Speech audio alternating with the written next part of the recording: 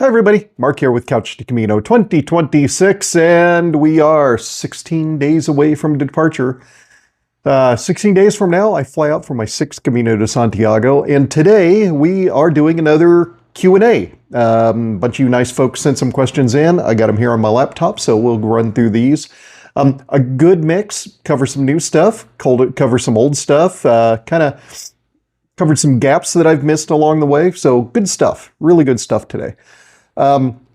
Remember, if you have any questions or comments, please leave them down below or email me at askmeacaminoquestion@gmail.com and I will get back to you as soon as possible. Had some great conversations this week.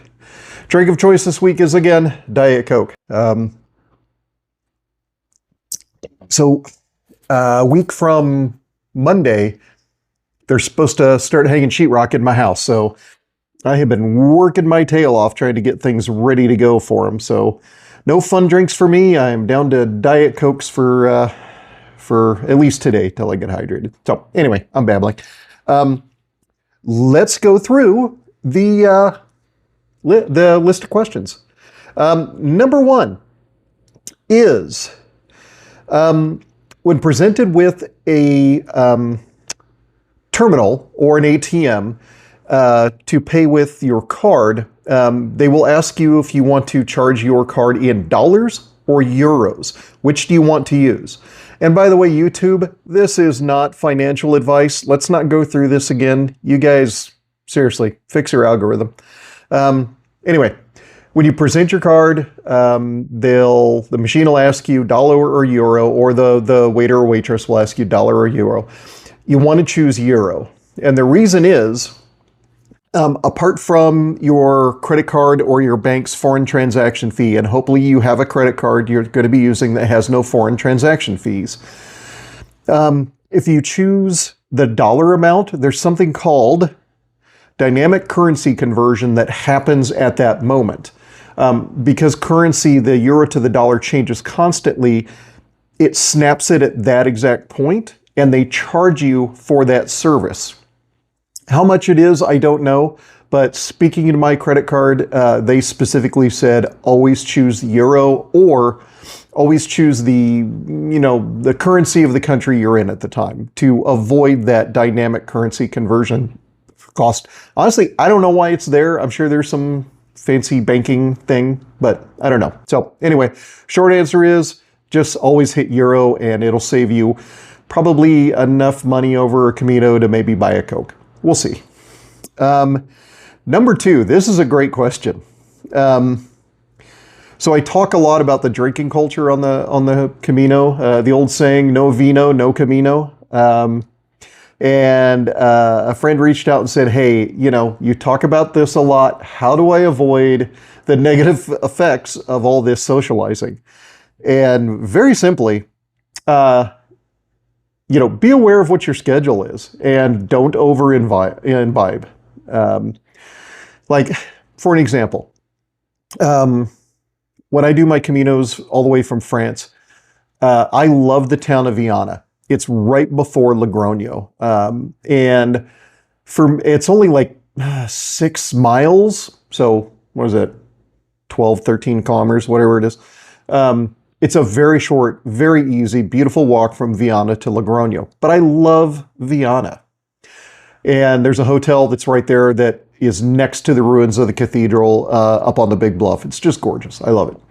So if I'm going to, in that first couple of weeks, if I'm going to choose a night that I may decide to have an extra drink or two, it's going to be in Viana because I know I have a relatively easy, very short day ahead of me. So maybe I'll plan for that. I have down days. So if I have a day off in Pamplona, maybe the evening before, I will make the leap and have a little extra.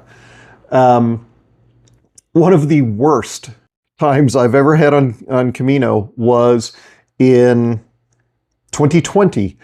I stayed at the little Donativo albergue in Ponte la Reina. And I was sitting around with some great guys. We had made a bunch of pasta for dinner. We had bottles of wine. The weather was for January, middle of January, was really nice. So we were sitting out on there's a little porch there.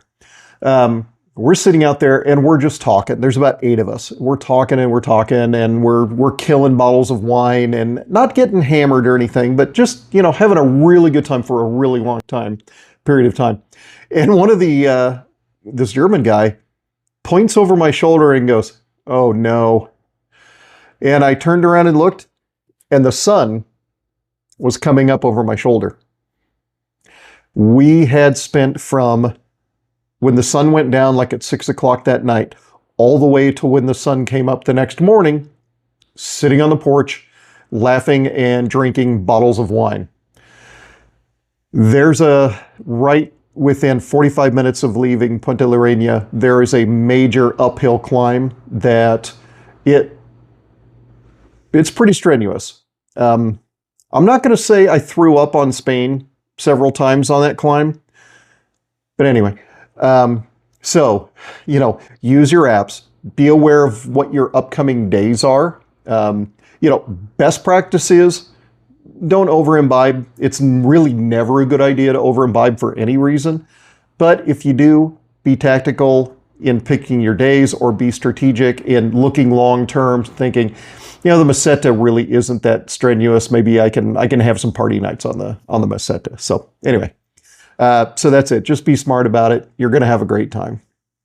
Number 3, this is a quick one.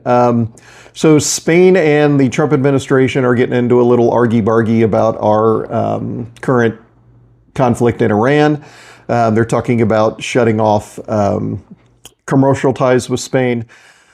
It's just bluff and bluster. It's not going to affect any of us on the Camino. I also would not be overly worried about personal safety as an American on the Camino during these troubled times. That being said, I don't know if I'd be wearing my big Screaming Eagle t-shirt and big red hat when I'm on Camino, but that's just me. I tend to try to blend in, and trust me, once you've been in Europe for a while, you can spot an American from blocks away. We are really loud people. Really loud people.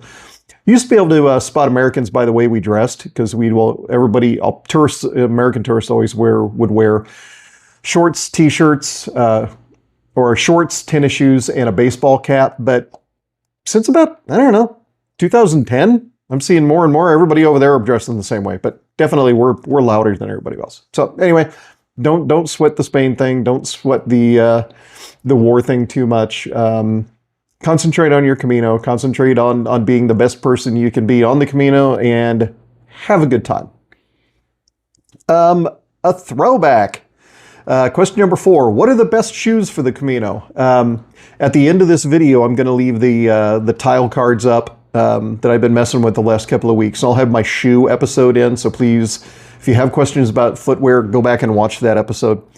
The basic answer is every shoe is perfect, but it has to be perfect for you. The Camino is not a highly technical or highly demanding shoe or demanding on a shoe. You can get away with whatever shoe offers you the right amount of cushion for your joints, the right amount of drop to, that's the heel to toe height ratio. That's going to make you comfortable, a price that's acceptable for you, and, swap in some insoles. Make the decision, do a little research and figure out, do you really need a boot? Can a low shoe? I started off in boots. I'm only wearing shoes now. For me, as I get older, I'm finding I need more cushion in a shoe because my knees and my hips are, nearly 60 years old. So I got a lot of off-road miles on me. So I'm finding I need a little more cushion there. But yeah, just play around with it. Apart from really El Cheapo brands from, I don't know, that's your weird Chinese stuff you're going to get off Amazon, or weird knockoffs you're going to get on at Walmart or something. A decent name brand shoe is going to be fine. You're only walking about 500 miles. There's only about 3 days of it that I would say is even really challenging to your footwear. So don't worry about it too much. You can go back and watch the footwear episode if you have more questions. Another one just like it. Question number 5. What is the best brand of backpack for the Camino? Again, the Camino is not a traditional hiking experience. You're just walking town to town, city to city, village to village. You're not breaking brush in the wilderness. You're not having to put up bear bags in the trees. You're not having to carry a tent and worry about in it and rain and blah, blah, blah, blah, blah. For safety, if you get a pack from Osprey or Kelty or Deuter or REI, any of the big manufacturers, they're going to hold up. They're not going to fall apart on a relatively easy hike like this. If this is going to be your only Camino, maybe don't spend a couple $100 on a backpack. Or I should say, if this is going to be your only outdoorsy sort of thing you do, don't drop a bunch of money on a backpack. You can find something at Walmart that is going to work for you fairly well, unless you're going in winter and you need something with a lot of volume for a sleeping bag and a heavy coat and winter pants and all that stuff. I've had some folks ask me if the cheaper stuff you can get on Amazon would work, and absolutely. As long as the backpack fits you and feels comfortable for the amount of weight you need to carry on the Camino, that backpack's going to be great. It's not going to fall apart. You shouldn't, unless you got a lot of weird traveling, and I shouldn't say weird, unless you have a lot of traveling to do or you're carrying a lot of extra camera gear or something. You know, most Camino packs, they don't go above 20 pounds. So super lightweight packs, they should work okay. You might be able to find something as cheap as $29, $39 on Amazon that'll work just fine for a Camino. Don't go overboard. I'm a bit of a gadget guy. I'm a geardo, so I love lots of techie backpacks. The backpack I used in 2020 was from Nature Hike, a Chinese company, big 60 liter that expands out to 100 liters. It's a big backpack, but doesn't weigh a lot. You know, I think I spent $45 for it. It was fine. If I went back for another winter Camino, and I'm kind of thinking of one maybe coming up in a few years, I'll probably take it again. It's just fine. So don't overspend, save your money, have a better Camino with, better other stuff.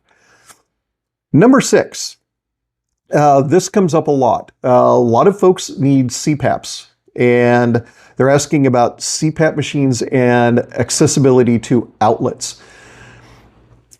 As more and more modern albergues are built, they tend towards having outlets at every bunk space. The older ones, they're working on getting, as they're doing their rehabs and their updates, they are working on getting outlets at the beds. You might consider, as you're checking into an albergue, or if you're using Wise Pilgrim or Camino Ninja, or you're going through the Brierley book or whatever, contact the albergue that you want to stay at ahead of time, explain to them your concern, and just see, do you have outlets at the bedside? Something that my buddy Kelly did for when we did our 2022 Camino was he got a splitter, and I'll put a picture of it up here. Splitter, that way he could share an outlet with somebody if he needed to. And don't worry about the sound of your CPAP. If you're in a big room full of pilgrims, everybody's snoring anyway, and everybody's got their earplugs in, and trust me, the sort of soothing wave sound of your CPAP, ain't nobody gonna hear it, so don't worry about that. But just check in with the albergues, and during the kind of busy season, you can just walk up to an albergue and ask them at the desk, and if not, you can go on to another one. So, but if you're worried about it, try going a day or two ahead and just see how it works.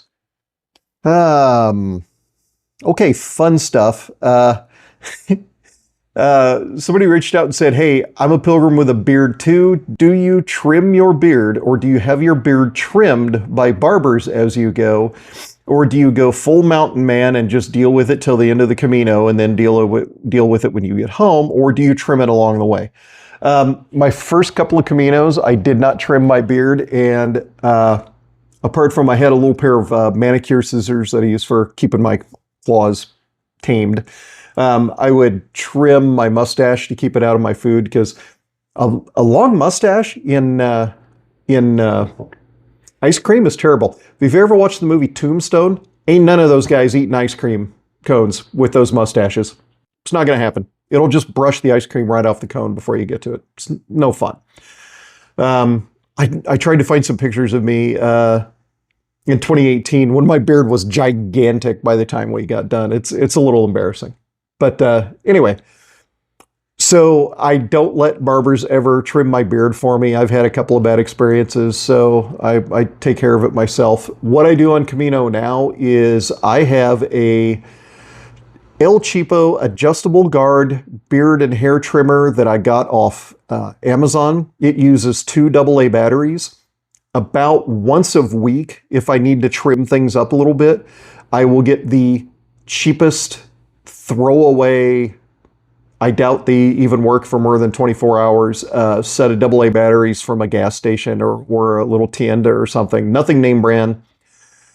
I'll use them, I'll trim everything up, and then I'll check the batteries. I know it's wasteful, but the last time I tried to like carry batteries with me, it was a pain in the butt because they inevitably would be dead when I needed them and I'd have to go shopping. So it's just easier to buy the El Cheapos when I need them. So just look for a lightweight beard trimmer that takes AA batteries. They're plentiful out on Amazon.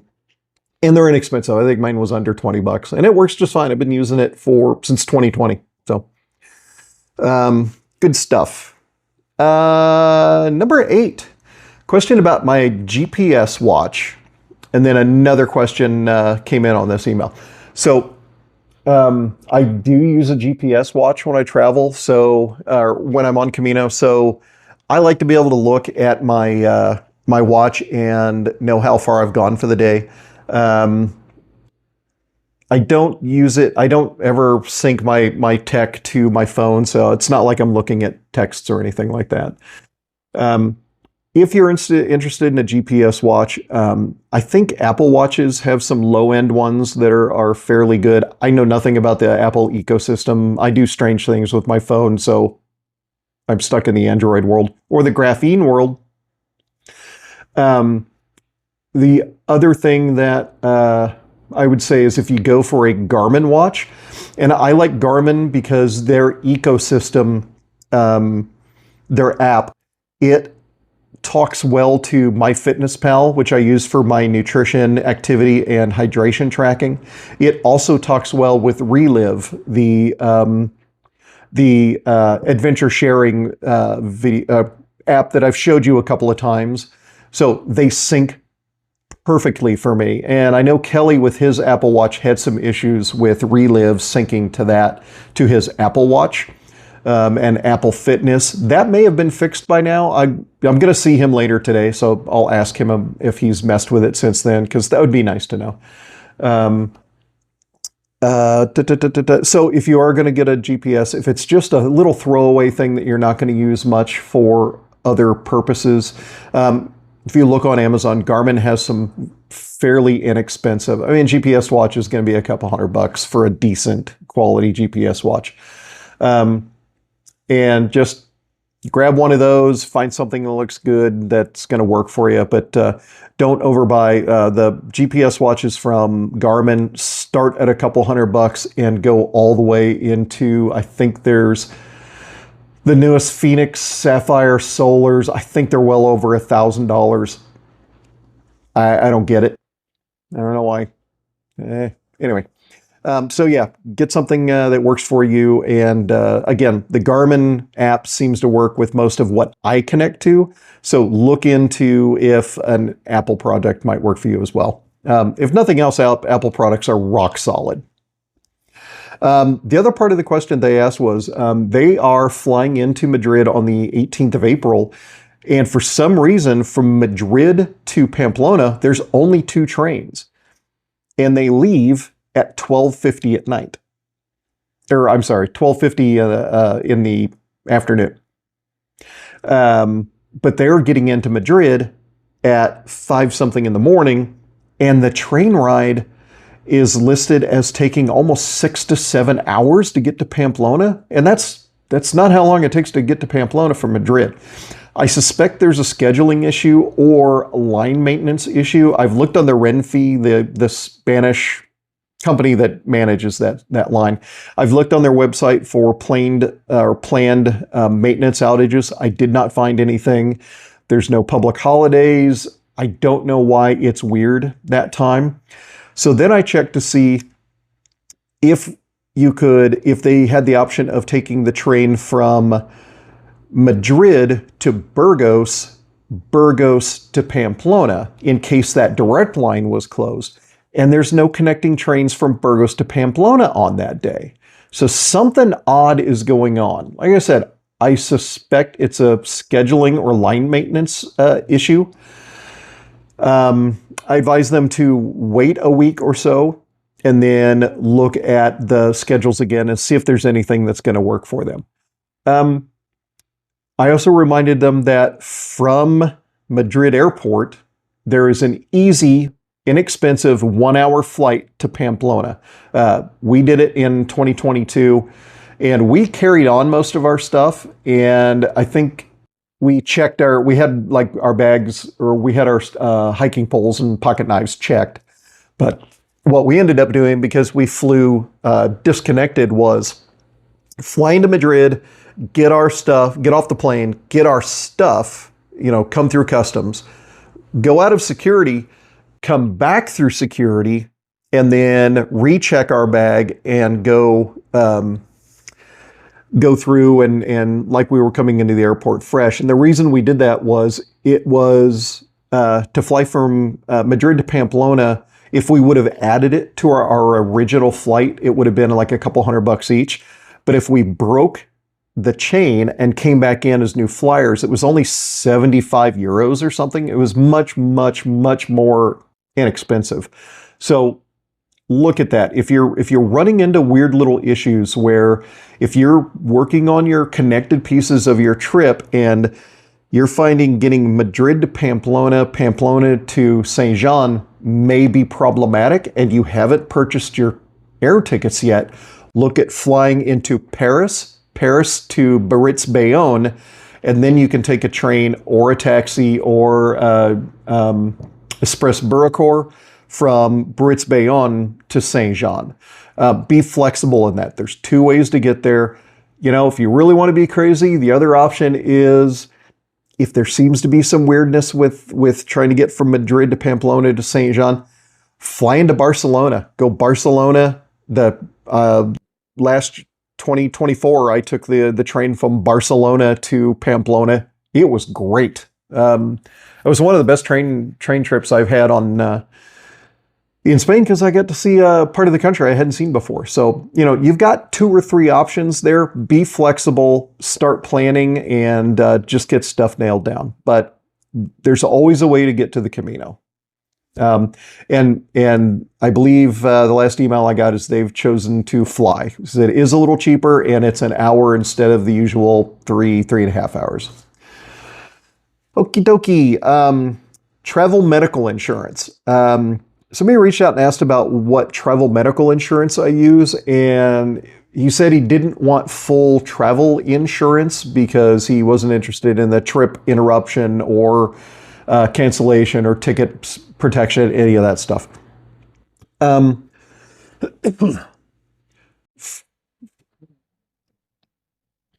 not looked at just medical insurance. Here's the thing.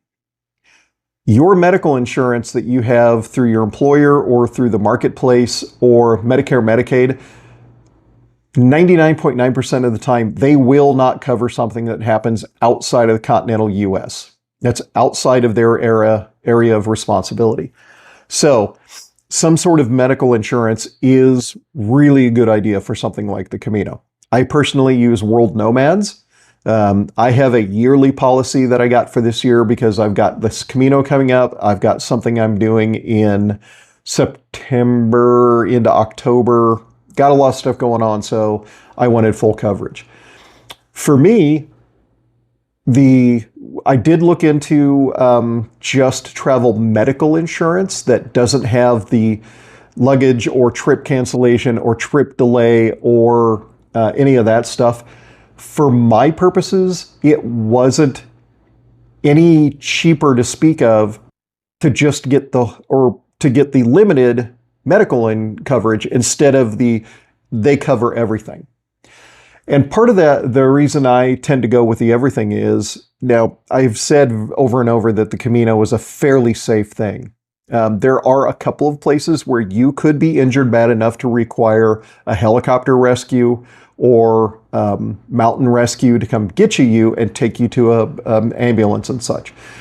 Helicopter rescue up near Roncesvalles runs about 12,000 euros. Your medical insurance that you get may not cover that, even if it's travel medical insurance. You need to make sure you get emergency evacuation, medical evacuation, everything that could be tied into a severe medical event.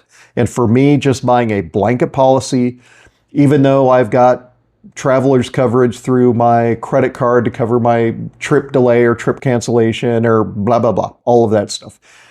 Paying a little bit of extra to have a backstop to anything that could possibly happen medically is just worth it to me. I don't want to come back from the Camino with a giant bill that I have to worry about, because I wanted to save a couple $100 on my insurance instead of just grabbing a nice big policy that covers everything. And I think my World Nomads policy was, for the year, it was $600. It covers somewhere over $1 million worth of medical issues, couple $100,000 worth of medical evacuation issues, couple $100,000 in repatriation, plus trip cancellation, all of that. I have made claims for them through them before. It's been great, no problems. I trust them.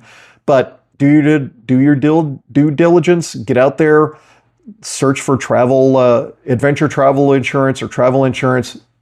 The web's full of them. Find something that works for you. Okay, the last one for today. This is a fairly quick one. Is somebody in the comments section asked in German, and God bless Google for translating this for me, asking about hydration products and how easy are hydration products to find on the Camino. And the short answer is very easy. Every pharmacy has some sort of hydration product available. And strangely, it's just one of those things that you find in the powders and pills and packets. You'll find those in the pharmacies, usually not in the tiendas or the mercados, the little shops and stores. But here's the thing. If you think about if you're familiar with Element or Liquid IV or any of those packs, Noon tablets that you add to your water, and it's a hydration product. They have sodium, magnesium, and potassium. Actually, in order, it's sodium, potassium, magnesium. And, I did a hydration episode. I'll put that as my second tile for you guys to click on if you want to get a little more information about hydration and how to handle your hydration and why it's important. Here's the thing. Element on their website actually tells you how to make their product, because they realize their product is not affordable for everybody who may need it in bulk. So they give you the recipe on how to make your own. That's why I love Element so much. These guys are a million dollar company, and they're still willing to give away their proprietary blend and even give little recipes on how to make tasty beverages with it. They're awesome. So here's the thing. If you're walking in summertime and you think you need a hydration product that you want to add to a bottle of water or something, you could buy the Aguila or the other ones that are available there in Spain, or you could deal with it through your diet. And here's the crazy thing. For Element or Liquid IV or a Noon tablet, if you look at one of those great big packets, this is how much salt is in one of them. It's 2 pinches. I actually weighed this out. I didn't write down what the milligrams is, but it's almost no salt. The amount of potassium is even less. This amount of salt you could easily get for free every time you go to a cafe and you get your breakfast, your lunch, or your dinner. If you just oversalt your food a little bit throughout the day, you're going to be doing the same thing as taking a hydration packet. Now, the hydration packets also have potassium. They have magnesium, but most people don't sweat enough to really need to worry about their magnesium, and you can pick that up through your diet as well. So here's the crazy thing. For potassium, element thing has about 200 milligrams of potassium. A potato, and trust me, you're going to have potatoes in Spain. A potato is about 900. So a potato has over 4 times, well, 5 times the amount of potassium you need, or that would be in one of those hydration packets. So if you, when you go to breakfast, if you get a tortilla, the Spanish potato omelet, you put some extra salt on it. At lunch, you get a bocadillo and a bag of chips made from potatoes that have salt on it. And for dinner with your pilgrim's chicken, you get French fries and you put salt on it. You've just done the same darn thing with the food you were already going to be buying and spending money on hydration products. So, food for thought, literally. And for the first time ever, I'm actually saying that French fries might be a health food when you're on the Camino. And potato chips might be a health food while you're on the Camino. So, think about it. Anyway, that's it for this week. Next week, I will be, so next Friday, I'll do another video, I hope. I'm going to be a week out from leaving. I'm going to do the full gear breakdown. I will show you every single thing that's going into my pack, onto my pack, next to my pack. Give it everything. We'll do a live weigh-in, not of me, of the backpack. And we'll show you what my April Camino load looks like. So. Thanks everybody for your patience. Thanks for your questions. I love doing these Q&A ones, even though we've covered some stuff I've already covered in videos. I love that there's people out there willing to ask questions. So if you have any other questions for upcoming Q&As, and I'll probably do a couple from Spain while I'm there, remember, send them to me at askmeacaminoquestion@gmail.com, or leave them down in the comments or questions, leave them in the community section. And we'll make another list and we'll do another one of these when I'm in Spain. So thanks everybody. I appreciate you watching. Please, if you haven't subscribed, do give the video a like. The like really pushes it out to the Camino community. It's really amazing how getting over a certain number of likes, it's usually about 40 likes for a channel my size, it does get pushed to the Camino search really well. So if we can kind of work on that, that'd be great. The one last thing is I can see through the Google Analytics where most of our viewers are. And hey, Australians, got to tell you, there's now more Canadians watching than Australians. Yeah, you guys need to work on this. So just, I'm just saying, if you're comfortable with the Canadians beating you, that's fine. That's how you choose to live your life. That's great. So anyway, I'll see you guys in about a week.